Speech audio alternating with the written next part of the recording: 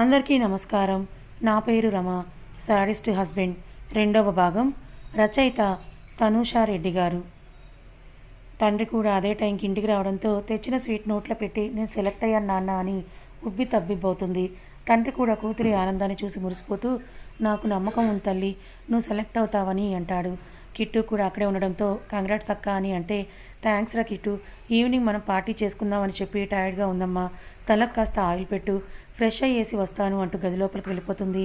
విశాల ఏంటండి పెళ్లి చేసుకుని అత్తగారింటికి పోవాల్సింది, జాబ్ చేస్తాను అని అంటుంది, పైగా పెళ్లి చేసుకో అంటే ఇప్పుడే వద్దని, ఇంటి మీదున్న లోన్ క్లియర్ అయ్యేంత వరకు చేసుకోని అని మొండిపట్టు పట్టి మరీ కూర్చుంది అని బేలగా అడిగితే, విశాల అమ్మాయి జాబ్ చేయడం కూడా ఒక విధంగా మంచిదేలే, ఈ రోజుల్లో ఆడపిల్లలు ఎవరి మీద ఆధారపడకూడదు, వాళ్ళ కాళ్ళ మీద వాళ్ళు నిలబడాలి. అను కూడా అంతే, ఇంకా పెళ్ళంటావా ఆ టైం వచ్చినప్పుడు ఎవరు ఆపినా కూడా ఆగదులే, నువ్వు దీని గురించి ఎక్కువగా ఆలోచించి మనసు పాడు చేసుకోకు, వెళ్ళి కాఫీ తీసుకొనిరా అని అంటూ చెప్పేసి కొడుకుతో మాటల్లో పడిపోతాడు భాస్కర్. ఫ్రెష్ అయ్యి గ్రే కలర్ టీషర్ట్ నైట్ ప్యాంట్తో హాల్లోకి అను వస్తే హీట్ చేసిన ఆయిల్ తీసుకొని విశాల వస్తుంది. అనుకి ఆయిల్ మసాజ్ చేస్తుంటే ఆ మర్దనకి అనురాధ ఆఫీస్లో జరిగినంత ఒక పీడకలలా మర్చిపోతుంది. ఇంటికి వచ్చిన క్రిష్ మేనేజర్తో రేపటి షూటింగ్ డీటెయిల్స్ తెలుసుకుంటూ బిజీ అవుతాడు. నైట్ గెస్ట్ హౌస్కి వెళ్తున్న గ్రాని నా కోసం డిన్నర్ చేయకుండా వెయిట్ చేయకొని చెప్పేసి శాన్వి నుంచి వచ్చిన మెసేజ్ చూసుకొని వెళ్ళిపోతాడు. లక్ష్మీకాంతం గారు వెళ్తున్న క్రిష్ వైపు దిగులుగా చూస్తూ అలాగే సోఫాలో కూర్చొని ఏదో ఆలోచిస్తూ ఉండగా అదే టైంకి వంశీ కూడా ఇంట్లోకి వస్తూ హాల్లోనే డల్గా కూర్చొని ఏదో ఆలోచిస్తున్న లక్ష్మీకాంతం గారిని చూసి ఏంటి గ్రాని ఏం ఆలోచిస్తున్నావు అని అడిగితే ఇలా కూర్చో అని మనవడిని కూర్చోబెట్టుకొని క్రిష్ గెస్ట్ హౌస్కి పోయాడు. వంశీ వాడు ఈ విషయంలో తప్ప మిగతా అన్ని విషయాల్లో నేను చెప్పిన మాట వింటాడు. ఆ శాన్వి మంచిది కాదు వంశీ, దాన్ని తెచ్చి ఈ ఇంటికి ఎక్కడ కోడల్ని చేస్తాడేమో అని భయంగా ఉందిరా. ఆ దరిద్రానికి ఇంటి గుమ్మం తొక్కడానికి కూడా అర్హత లేదు. నాకు వచ్చే మనవరాలు ఆస్తి లేకపోయినా పర్వాలేదు, కానీ సంస్కారం ఉండాలి, అందం ఒకటే ఉంటే సరిపోదు, ఒద్దిక కూడా ఉండాలి, భూదేవికి ఉన్నంత ఓర్పు ఉండాలి, అన్నింటికీ మించి కృష్ణని అర్థం చేసుకొని వాడిని పెడదారి నుంచి మంచి దారిలో నడిపించాలి, అదేరా నా చివరి కోరిక. కానీ వీడిని చూస్తుంటే ఆ కోరిక తీరకుండానే నేను చనిపోతానేమోనని భయంగా ఉందిరా అని వంశీతో చెప్పి బాధపడుతూ నువ్వైనా చెప్పొచ్చు కదా వంశీ, నీ మాటైనా వింటాడేమో అని మనసులోని అలజడి బయట పెడుతుంది. గ్రాని ముందు మీరు బాధపడకండి, వాడు వాని పర్సనల్ విషయాల గురించి నేను చెప్తే ఫస్ట్ నాతో మాట్లాడడం కట్ చేస్తాడు, వాడు మాట్లాడుకుంటే నేను ఉండలేను గ్రాని. ఇంకా సెకండ్ థింగ్, కరెక్ట్ అమ్మాయి వాడి లైఫ్లోకి వస్తే డెఫినెట్గా వాడే మారుతాడు, నువ్వు టెన్షన్ పడకు అని. నాకు కూడా ఆ శాన్వి నచ్చదు గ్రాని, క్రిష్ తనని ఒకవేళ నువ్వు చెప్పినట్టు మన ఇంటికి తీసుకురావాలని చూస్తే నేనే తనని పాతేస్తాను, నువ్వు టెన్షన్ పడకు గ్రాని, నీ హెల్త్ డిస్టర్బ్ అవుతుందని చెప్పేసి తన రూమ్కి వెళ్ళిపోతాడు. గెస్ట్ హౌస్కి చేరుకున్న క్రిష్ లోపలికి వెళ్ళగానే తన కోసమే వెయిట్ చేస్తూ ఉంటుంది శాన్వి. క్రిష్ వెళ్ళగానే అతన్ని చూసి గట్టిగా హక్ చేసుకుంటుంది. క్రిష్ మాత్రం ఆమెను విసురుగా బెడ్ మీదకు తోసి తన షర్ట్ బటన్స్ ఓపెన్ చేస్తూ ఆమెపై వాలిపోతాడు. అతని మీదున్న పిచ్చితో శాన్వి కూడా అతడు ఇస్తున్న నొప్పిని భరిస్తూ ఉంటుంది.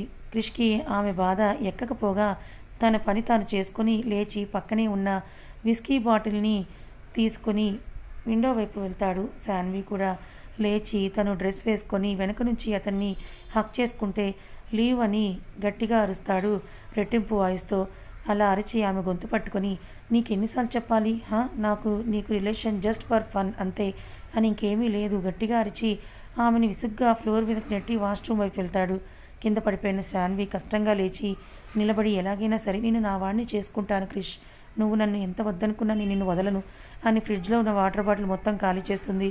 వాష్రూమ్ నుంచి బయటకు వచ్చిన క్రిష్కి ఇంకా అక్కడే ఉన్న శాన్వి కనిపించడంతో నువ్వు ఇంకా ఎందుకు వెళ్ళలేదని అడిగితే శాన్వి, క్రిష్ నేను సినిమాలో హీరోయిన్ రోల్ చేయాలనుంది, ఆ డైరెక్టర్ నువ్వు చెప్తే వింటాడు, నన్ను రికమెండ్ చేయి క్రిష్, అసలే ఇంతకుముందు నేను యాక్ట్ చేసిన 2 మూవీస్ కూడా ఫ్లాప్ అయ్యాయి, నాకు ఇప్పుడు హిట్ ఖచ్చితంగా కావాలి, నువ్వు రికమెండ్ చేస్తే నాకు ఆ మూవీలో ఛాన్స్ వస్తుందని చెప్తే క్రిష్ ఒకసారి మాట్లాడతాను ఇకపో అని చెప్పి అక్కడే ఫుల్ బాటిల్ లేపి అలాగే బెడ్ మీద పడిపోయి నిద్రపోతాడు. శాన్వి కసిగా మనసులో నిన్ను పొందడానికి ఎంతకైనా నేను తెగిస్తాను క్రిష్ అని అనుకుంటూ కార్లో షూటింగ్ ప్లాన్స్ని రెడీ చేసుకుంటూ వెళ్ళిపోతుంది. ఎర్లీ మార్నింగ్ నిద్రలేచిన అనురాధ మేడ మీద ఒకతే కూర్చొని మెడిటేషన్ చేస్తూ ఉంటుంది. అనురాధ మధ్యతరగతి అమ్మాయి అయినా స్థిరమైన క్యారెక్టర్ ఉన్న అమ్మాయి, ఆత్మాభిమానం కంటే ఏదో ఎక్కువ కాదని అనుకునే మెంటాలిటీ తంది. ఎవరితోనూ అంత త్వరగా కలవదు. తనకంటూ ఒక గుర్తింపు ఉండాలని తపన పడే అమ్మాయి. స్నానం చేసిన అను దేవుడి రూమ్ ముందు తలకి టవల్తో రెడ్ కలర్ చుడీదార్లో పూజ చేస్తూ హారతి పళ్ళెంతో దేవుడికి హారతి ఇచ్చి, హారతి తీసుకోండి నాన్న అని తండ్రి ముందు పళ్ళెం ఉంచుతుంది. తండ్రి భక్తిగా కళ్ళకు హారతి అద్దుకుంటే, నాన్న కాఫీ తీసుకొస్తా అని హారతి పళ్ళెం దేవుడి రూమ్లో పెట్టేసి కిచెన్ వైపు వెళ్తుంది. మహాలక్ష్మిలా ఇంట్లో తిరుగుతున్న అనుని చూస్తున్న భాస్కర్కి కళ్ళు చెమ్మగిలుతాయి. కాఫీ కప్పిస్తూ తీసుకోండి నాన్న అంటే, అలాగే రెప్ప వేయకుండా చూస్తున్న తండ్రిని చూసి, ఏంటి నాన్న ఏమైంది అలా చూస్తున్నారని అనురాధ అడిగితే, ఏం లేదు తల్లి, మీ అమ్మ పిచ్చితనం తలుచుకొని నవ్వొస్తోంది నాకు అని భాస్కర్ అంటే, నవ్వా? ఎందుకు నాన్న? నవ్వు కాకపోతే ఏంటి తల్లి? మహాలక్ష్మిలా ఉన్న నిన్ను వేరే ఇంటికి పెళ్లి చేసి పంపించాలనుకోవడం పిచ్చి కాకపోతే మరేంటి అను. అంతలో ముగ్గు వేసి అప్పుడే లోపలికి వస్తూ ఉన్న విశాల భర్త మాటలు విని, చాలండి మీ విడ్డూరం, ఇది మరీ బాగుంది. మహాలక్ష్మి లాంటి కూతురు అయితే దానికి పెళ్లి ముచ్చట చేయకుండానే ఇంట్లోనే ఉంచేసుకుంటారా అని ఉక్రోషంతో అడుగుతుంది. అవునే, నేను నా కూతుర్ని పెళ్లి చేసుకోవాలంటే ఎవరికైనా అదృష్టమే భారీగా ఉండాలి. మీరు మీ పైత్యం అని కిచెన్లోకి విశాల్ వెళ్ళిపోతే, భాస్కర్ అను ఈరోజు నీ ఫస్ట్ డే ఆఫీస్లో, ఫస్ట్ డేనే ఆలస్యంగా వెళ్తే బాగోదు, వెళ్ళి రెడీ అవ్వమ్మా అని చెప్పి కూతురు తెచ్చిన కాఫీ తాగుతూ పేపర్ చదవడంలో బిజీ అయిపోతాడు. సింపుల్ మేకప్తో రెడీ అయ్యే డైనింగ్ టేబుల్ మీద ఈరోజు స్పెషల్ ఏంటమ్మా అని అడుగుతూ కూర్చుంటుంది. నీ ఫేవరెట్ పెసరట్టు విత్ అల్లం చట్నీ అక్క, కిట్టు అంటే. అవునా అని అను తృప్తిగా టిఫిన్ ఒక పట్టి, అమ్మ నా బాక్స్ ఎక్కడ లేట్ అవుతోంది, వెళ్ళేలోపు ట్రాఫిక్ మళ్ళీ ఎక్కువగా ఉంటుంది, ఇప్పుడే వెళ్తే టైంకి రీచ్ అవ్వచ్చు అని అంటుంది. మనసులో కొత్త ప్లేస్, కొత్త మనుషుల మధ్య కొత్త ఉద్యోగం, ఏ విఘ్నాలు లేకుండా చూడు విఘ్నేష, జాబ్ వచ్చింది కాబట్టి వీకెండ్లో 101 ప్రదక్షిణాలు చేసి నా ముక్కు తీర్చుకుంటాను అని దండం పెట్టుకొని ఇంట్లో అందరికీ చెప్పేసి క్యాబ్లో స్టార్ట్ అవుతుంది అనురాధ. భాస్కర్ అమ్మాయికి ఒక స్కూటీని కొనివ్వాలి కిట్టు, ఒకసారి ఈవినింగ్ షోరూమ్ దాకా వెళ్ళేసి వద్దామని బ్యాంక్కి రెడీ అవుతాడు. అతను కూడా ఎప్పుడో 9కి సూర్యుని కిరణాలతో నిద్రలేచిన క్రిష్ టైం చూస్తూ తలనొప్పికి కింద మేడ్ని వినిపించేలా కాఫీ అని అరిచి విసుగ్గా ఫోన్ చూశాడు. అందులో గ్రానీ నుంచి చాలా మిస్డ్ కాల్స్, మేనేజర్ ప్రభాకర్ నుంచి మెసేజెస్, మిస్డ్ కాల్స్, ఇంకా ఫిల్మ్ డైరెక్టర్ నుంచి ఉంటాయి. ఫస్ట్ ప్రభాకర్కి కాల్ చేసి చెప్పు ప్రభా అని అడిగితే, సార్ ఈరోజు ఈవినింగ్ షూట్ ఉంది, ఎర్లీ మార్నింగ్ షూట్ మీరు రాకపోవడంతో క్యాన్సిల్ అయింది సార్, ఆ విషయం ఇన్ఫామ్ చేయాలని ఇందా నుంచి కాల్ చేస్తూనే ఉన్నాను కానీ మీరు లిఫ్ట్ చేయలేదని చెప్తాడు. క్రిష్ ప్రభాకర్ చెప్పేది ఓపిక్గా విని, సరే నేను డాడ్ ఆఫీస్కి వెళ్తున్నా, అక్కడి నుంచి నేరుగా షూటింగ్ స్పాట్కే వస్తాను, డైరెక్టర్కి షాట్ రెడీ చేసుకోమని చెప్పని కాల్ కట్ చేస్తాడు.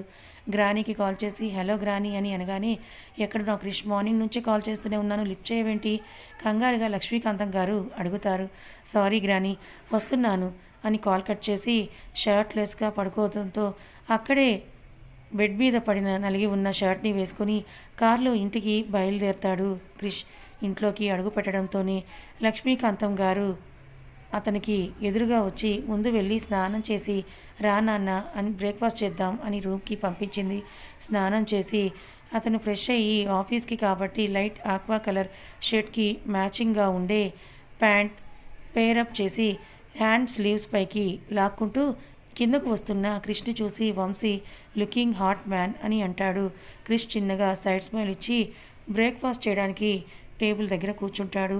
బ్రేక్ఫాస్ట్ తింటూ ఉండగా లక్కీ, గ్రానీ కొసరు మనవడికి వడ్డిస్తూ ఉంటే, చాలు చాలు గ్రానీ అని క్రిష్ అంటుంటే వాళ్ళని అపురూపంగా చూస్తుంటుంది సుజాత. క్రిష్ ఏంటి పిన్ని అలా చూస్తున్నావు అని అడిగితే, నిన్న అత్తయ్య ఎంత గారాబం చేస్తుందో వచ్చే నీ భార్యని కూడా అంతే గారాబం చేస్తుందా అని చూస్తున్నా అంతే క్రిష్ అని అంటుంది. ఓ గుడ్, నేను వెళ్తున్నా బాయ్ అని చెప్పేసి కార్ కీస్ తీసుకొని డ్రైవర్ని రమ్మని సైగ చేసి వెళ్ళిపోతాడు. వాడిని దారిలో పెట్టాలే కానీ నా మనవరాల్ని నెత్తిన పెట్టుకుంటానే సుజాత, నువ్వు కూడా తిను అని మనసులో వాడిని అర్థం చేసుకొని ప్రేమించే జీవితాంతం తోడు నీవు శివయ్య అని దండం పెట్టుకుంటుంది. ఇన్ ఆఫీస్ అనురాధ క్యాబ్లో టైంకి రీచ్ అయినా కొత్త జాబ్ కాబట్టి కొంచెం టెన్షన్తో తన క్యాబిన్లో కూర్చొని వర్క్ చేస్తుంటుంది. కార్ ఆఫీస్ సెల్యులర్లో ఆపడంతోనే కళ్ళకు షేడ్స్, ఒక చెయ్యి ప్యాంట్ పాకెట్లో పెట్టుకుని దర్జాగా బెంగాల్ టైగర్లా చైర్మన్ క్యాబిన్ వైపు నడుచుకుంటూ వస్తుంటే లేడీ స్టాఫ్ కళ్ళు రెండు పెద్దవి చేసుకొని చూస్తూ ఉంటే మగజాతి స్టాఫ్ జలస్తో చూస్తూ ఉంటారు. ఇలాంటివన్నీ క్రిష్కి మామూలే కాబట్టి ఎవరిని చూడకుండా వెళ్తూ ఉంటే క్రిష్ కళ్ళు చైర్మన్ క్యాబిన్ ఎదురు క్యాబిన్లో శ్రద్ధగా పనిచేసుకుంటున్న అను మీద క్రిష్ డేగ కళ్ళు పడతాయి.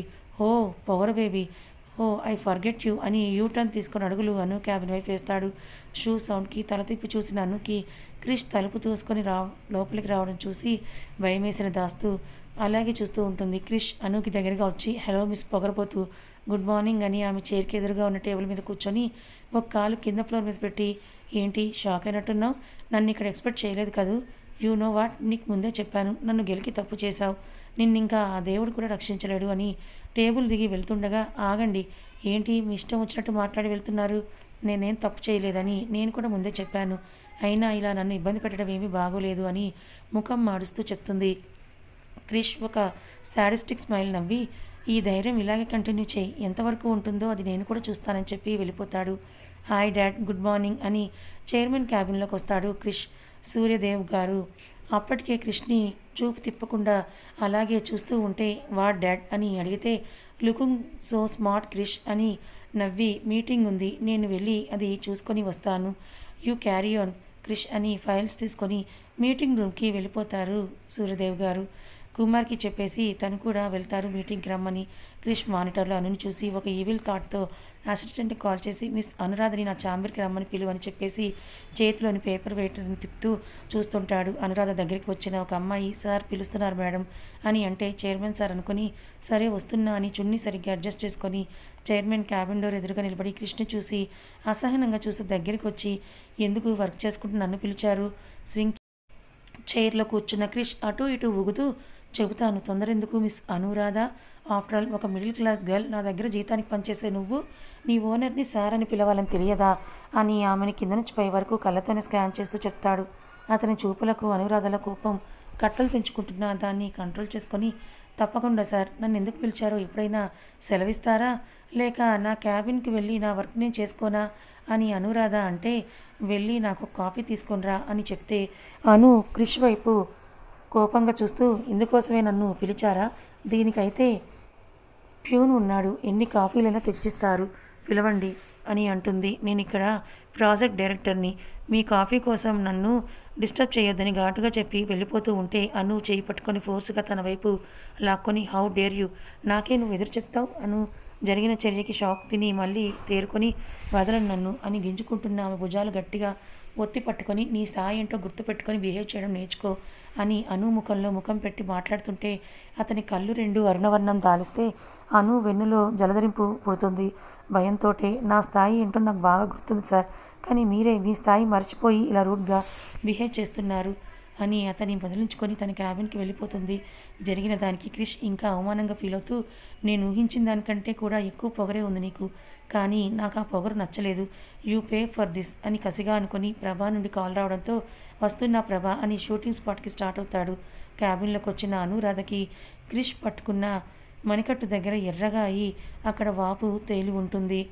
నొప్పి పుడుతూ ఉంటే కన్నీరుని ఆపుకోలేక మౌనంగా ఏడుస్తూ ఉంది. మీటింగ్ని కంప్లీట్ చేసుకొని వచ్చిన సూర్యదేవ్ గారు క్రిష్ కనిపించకపోవడంతో వెళ్ళిపోయి షూటింగ్కి బిజీగా ఉన్నాడేమోలే అని అనుకొని తన వర్క్ అంతా కూడా కుమార్కి అప్పచెప్పి క్రిష్కి కాల్ చేస్తాడు. షూటింగ్లో ఉండడం వల్ల ఆన్సర్ చేయడు క్రిష్. సూర్యదేవ్ గారు ఆఫీస్ నుండి స్టార్ట్ అవుతూ అనుతో ప్రాజెక్ట్ మొత్తం నువ్వే చూసుకోవాలి, గుర్తుపెట్టుకో, ప్రాజెక్ట్ ఓకే కాకపోతే మన కంపెనీ రెప్యుటేషన్ దెబ్బతింటుంది, కేఎల్ ఇండస్ట్రీస్ ఎప్పుడు కూడా టాప్ 1 ప్లేస్లోనే ఉండాలని అంటారు. అను తప్పకుండా sir, I should work hard, project తప్పకుండా 1 మంత్లో ఫినిష్ చేసి మీ ముందు ఉంచుతాను సార్ అని అంటే గుడ్ లక్ అని చెప్పి కుమార్ వర్క్ ఎక్కడ స్లో అవ్వకూడదు, అప్పుడప్పుడు క్రిష్ ఆఫీస్కి వస్తాడు, తను చూసుకుంటాడు కొన్ని రోజులు అని స్ట్రిక్ట్గా చెప్పేసి డైరెక్ట్గా ఎయిర్పోర్ట్కి బయలుదేరుతాడు.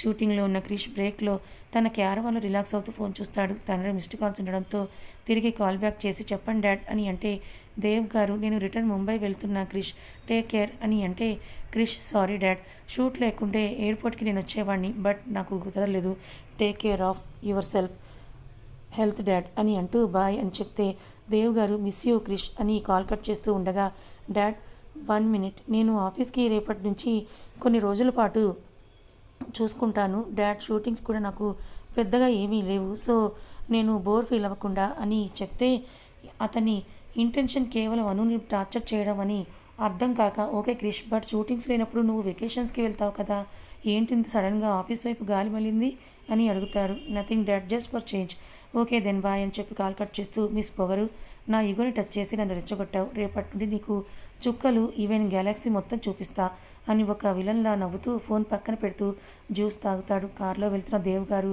క్రిష్లో ఏంటి ఇంత సడన్గా మార్పు, సంథింగ్ హ్యాపెన్ అని అనుకుంటాడు. ఈవినింగ్ అవ్వడంతో చేసిన వర్క్ అంతా సేవ్ చేసి బయలుదేరుతుంది. బయటకు వస్తూ తనకు పరిచయమైన కావ్యతో మాట్లాడుకుంటూ వస్తూ క్యాబ్ రావడంతో బాయ్ కావ్య అని చెప్పి కారు ఎక్కి వెళ్ళిపోతుంది. కారులో వెళ్తున్నంతసేపు అను క్రిష్ గురించి ఆలోచిస్తూ ఎందుకు ఇతను ఇలా ఉన్నాడు, ఆయన గారి ఇగో హట్ అయ్యేలా నేనేం తప్పు చేశాను, ఓ గాడ్ ఒక అమ్మాయితో ఎలా బిహేవ్ చేయాలో కూడా తెలియదు అని అనుకుంటూనే ఇంటికి చేరుకుంటుంది. ఇంట్లో అందరూ కూడా ఒకే చోట కూర్చొని ఏదో డిస్కస్ చేస్తుండేసరికి ఏమైంది నాన్న అని బ్యాగ్ని సోఫాలో పడేసి అడుగుతుంది అనురాధ. విశాల అను ఒకసారి ఇటురా అని అంటూ పక్కన కూర్చోబెట్టుకొని ఓ ఫోటోని చేతిలో పెడుతుంది. అబ్బాయి బాగున్నాడు కదా, పేరు దిలీప్, ఉద్యోగం చేస్తున్నాడు, నెలకు 80,000 రూపాయల జీతం, ఓన్గా ఈ మధ్య ఇల్లు కూడా తీసుకున్నాడు, కొంచెం ల్యాండ్ కూడా ఉంది, మంచి కుటుంబం అని విశాల న్యూస్ ఛానల్లో న్యూస్ చెప్పినట్టుగా టకటకా చెప్పేస్తుంది. అను ఇప్పుడు ఏమొచ్చిందని నా పెళ్ళికి ఇంత తొందర చేస్తున్నారని విసుగ్గా అడుగుతుంది. విశాల పెళ్ళిడికి వచ్చిన కూతుర్ని పెళ్లి చేయక ఏం చేస్తారే, నీకు ఇప్పుడు 24 సంవత్సరాలు, మా బాధ కూడా కొంచెం అర్థం చేసుకోమ్మా. అను అబ్బాయి కూడా చూడ్డానికి బాగున్నాడు కదా, నీకు నచ్చాడో లేదో చెప్తే నాన్న మాట్లాడతారని చెప్తుంది. అను తండ్రి వైపు చూసి నాన్న మీకు నచ్చాడా అని అడుగుతుంది. హా తల్లి, అమ్మ చెప్పినట్టు మంచి సంబంధం, అబ్బాయి కూడా మంచివాడు, నువ్వు ఓకే చెప్తే పెళ్లి చూపులకి రమ్మని కబురు చేస్తానని భాస్కర్ గారు అంటారు, మీకు ఇష్టమైతే నాకు ఇష్టమే నాన్న, మీ ఇష్టం అని ఫ్రెష్ అవ్వడం కోసం తన రూమ్లోకి వెళ్తూ అమ్మ తలనొప్పిగా ఉంది, నాకు కాఫీ ఇవ్వవా అని అడుగుతుంది. అను ఒప్పుకుందన్న ఆనందంతో ఇదిగో ఇప్పుడే తెస్తాను అని అంటూ ఆవిడ కిచెన్లోకి వెళ్తుంది. రూమ్లోకి ఫ్రెష్ అవ్వడానికి వెళ్ళిన అనుకి మనసులో ఉండదు. క్రిష్ తనతో బిహేవ్ చేసిన పనే గుర్తొస్తూ ఉంటే తనలో ఉన్న ఓపిక కూడా నశించి కోపం ద్వేషం పెంచుకుంటుంది క్రిష్ మీద. క్రిష్ షూటింగ్ని కంప్లీట్ చేసుకొని ఇంటి దారి పడుతూ ఉండగా శాన్వి ఎదురొస్తూ యాజ్ యూజువల్ తన అందంతో క్రిష్ని పడగొట్టాలని స్కిన్కి అతుక్కొని ఎక్స్పోజ్ చేస్తూ స్లీవ్లెస్ బ్యాక్లెస్ డ్రెస్ వేసుకొని వస్తుంది. క్రిష్ అసహనంగా చూస్తూ తన డైరెక్టర్తో మాట్లాడుతూ ఉంటాడు. శాన్వి క్రిష్ నన్ను చూసి కూడా చూడనట్టున్నాడని కోపంతో క్రిష్ నీతో మాట్లాడాలి అని అంటే క్రిష్ చెప్పు అని ఏ భావం లేకుండా అడుగుతాడు. శాన్వి పర్సనల్గా మాట్లాడాలి, నీ క్యారవాన్లోకి వెళ్దామా అని అంటే క్రిష్ ఏం చెప్పకుండా నేరుగా తన క్యారవాన్లోకి వెళ్తాడు. ప్రభాకర్ బయట ఉంటాడు ఏదో ఊహించుకుంటూ. శాన్వి లోపలికి వెళ్ళి క్రిష్ని హక్ చేసుకొని ఐ లవ్ యూ క్రిష్, నిన్ను వదిలి ఉండలేను, ఎందుకు నన్ను అవాయిడ్ చేస్తున్నావని కన్నీరు పెట్టుకుంటూ అడుగుతుంది. క్రిష్ విసురుగా తనని తోసేసి వాట్ ఆర్ యూ మ్యాడ్, నీకు ఎన్నిసార్లు చెప్పాలి, నీకు నాకు మధ్య జస్ట్ ఫిజికల్ రిలేషన్ మాత్రమే ఉందని, మళ్ళీ ఈ లవ్వు కొవ్వు ఏంటి అని సీరియస్గా అడుగుతాడు. శాన్వి అలా అనుకు క్రిష్, నేను నిన్ను మనస్ఫూర్తిగా ప్రేమిస్తున్నా, యాక్సెప్ట్ మై లవ్ అని అంటుండగా కిస్ చేయడానికి ట్రై చేస్తుంది. చూడు శాన్వి, నేను ఓపిక్గా చెప్తున్నా అంటే జస్ట్ ఇన్ని రోజులు నన్ను భరించావని మాత్రమే, నీకు నాకు మధ్య no more love, only needs కోసమే రిలేషన్షిప్లో ఉన్నాం మనం అని చెప్పి బయటకు వెళ్ళిపోతే ప్రభాకర్ అప్పుడే అయిపోయిందా సార్, మీరు సూపర్ ఫాస్ట్ సార్ అని ముసుముసుగా నవ్వుతూ అంటే అసలే తిక్కగా ఉన్న క్రిష్ అతని గూబ పగలగొడతాడు. దెబ్బకి నేలకి ముద్దు పెట్టుకొని పైకి లేస్తాడు. డ్రైవర్ని కార్ తీయమని చెప్పని గాగుల్స్ పెట్టుకొని యాటిట్యూడ్గా నడుస్తూ కార్ దగ్గరికి వెళ్తాడు. అవమానంగా ఫీల్ అయిన శాన్వి నిన్ను వదిలే ప్రసక్తే లేదని శపథం పూనుతుంది. కారులో 10కి ఇంటికి చేరుకున్న క్రిష్కి ఇంట్లో అందరూ అతని కోసమే డిన్నర్ చేయకుండా కనిపిస్తారు. క్రిష్ కోపంతో ఏంటి గ్రాని ఇంతవరకు తినకుండా ఎందుకున్నావు, ట్యాబ్లెట్స్ వేసుకోవాలని తెలుసు కదా నీకు, పిన్ని నువ్వైనా చెప్పొచ్చు కదా అని అంటే లేదు క్రిష్, కలిసి డిన్నర్ చేద్దామని వెయిట్ చేస్తున్నాం, ఇప్పుడు ఏమైంది, నువ్వు వచ్చావు కదా ఫ్రెష్ అయ్యిరా కలిసి తిందామని సుజాత అంటుంది. క్రిష్ సరే ఇదే లాస్ట్ టైం, ఇంకోసారి నా కోసం ఇలా వెయిట్ చేయకూడదని, అది నాకు నచ్చదని స్పీడ్గా స్టెప్స్ ఎక్కుతూ రూమ్కి వెళ్ళిపోతాడు. అతని షర్ట్ విప్పుతుండగా టక్కున అనురాధ గుర్తుకొస్తుంది. అతనికి తన పెదవులపైన ఒక కన్నింగ్ నవ్వు చేరి మాయమవుతుంది. కిందకు వచ్చిన క్రిష్ సుజాత వడ్డిస్తూ ఉంటే నువ్వు కూడా కూర్చో అని లక్ష్మీకాంతం గారు అని అన్నీ కూడా కొసరు క్రిష్కి వడ్డిస్తూ ఉంటే చాలు గ్రాని, నైట్ టైం ఇంత హెవీ ఫుడ్ ఏంటి గ్రాని అని క్రిష్ అంటాడు. వంశీ తినరా బాబు, లేకపోతే గ్రానీనే చిన్నప్పుడు పెట్టినట్టుగా గోరుముద్దలు పెడుతుందేమో అని అంటే నవ్వుకుంటూ అలానే చేయాలి ఇద్దరికి, లేకపోతే డేటింగ్ అని అంటూ ఇద్దరు కూడా సరిగ్గా తినకుండా ఉన్నారు. అందరూ నవ్వుతుంటే ఏమీ అర్థం కాని లక్ష్మీకాంతం అరే ఇప్పుడు నేను ఏమన్నానని అలా నవ్వుతున్నారు అని అంటే వంశీ గ్రాని అది డేటింగ్ కాదు డైటింగ్ అని చెప్తాడు. నేను కూడా అదే కదరా అన్నది అని లక్ష్మీకాంతం గారు అంటే వంశీ తల కొట్టుకొని గ్రాని నువ్వు అన్నదానికి వేరే అర్థం వస్తుందిలే, రెండు వేరు అని చెప్పేసి తన డిన్నర్ కంప్లీట్ అవడంతో గుడ్ నైట్ క్రిష్ అని చెప్పేసి తన రూమ్కి వెళ్ళిపోతాడు వంశీ. క్రిష్ జ్యూస్ సిప్ చేస్తూ గ్రాని ముందు తిని తర్వాత ట్యాబ్లెట్స్ వేసుకో, గుడ్ నైట్ అని హక్ చేసుకొని చీక్ కిస్ ఇచ్చేసి గుడ్ నైట్ పిన్ని అని అతను కూడా రూమ్కి వెళ్తాడు. నేనేమన్నానే అంతలా అర్థం మారటానికి అని సుజాతను అడిగితే, అత్తయ్య డైటింగ్ అంటే లావు తగ్గడానికి కడుపు మార్చుకోవడం, డేటింగ్ అంటే ఒక అమ్మాయి అబ్బాయి పెళ్లి కాకుండానే కొన్ని రోజులు కలిసి ఉండడం అని చెప్తుంది. లక్ష్మీకాంతం గారు ముఖం వికారంగా పెట్టి, ఇదేం పాడలవాటే, రాను రాను మన ఆచారాలు పద్ధతులు మరుగున పడిపోతున్నాయని ట్యాబ్లెట్స్ వేసుకుని రూమ్కి వెళ్ళిపోతుంది. ఎర్లీ మార్నింగ్ నిద్ర లేచిన అనురాధ ఇంటి పనుల్లో అమ్మకు సాయం చేస్తూ ఆఫీస్కి రెడీ అవుతుంది. నాన్నతో కబుర్లు చెప్పుకుంటూ టిఫిన్ తినేసి క్యాబ్ రావడంతో ఇంట్లో వాళ్ళకు బాయ్ చెప్పేసి, పాపం అక్కడ ఆఫీస్లో గండం క్రిష్ రూపంలో పొంచి ఉందని ఆమెకి తెలియక నవ్వుతూ ఆఫీస్కి బయలుదేరింది అనురాధ.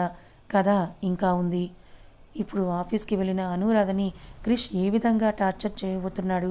అసలు తన శాడిజం మొత్తం కూడా అనురాధ మీదే చూపించేలా ఉన్నాడుగా. మరి అనురాధ క్రిష్లు ఇలా ఒకరికి మధ్య పచ్చగడ్డి వేస్తేనే బగ్గుమంటోంది కదా. వీరిద్దరి మధ్య పెళ్ళి అసలు ఎలా జరిగింది, ఆ తర్వాత ఏం జరిగింది తెలుసుకోవాలనుకుంటే మన ఛానల్ని ఫాలో అవ్వండి. కథ నచ్చితే లైక్ చేయండి, మరి కొంతమందికి షేర్ చేయండి. Thank you so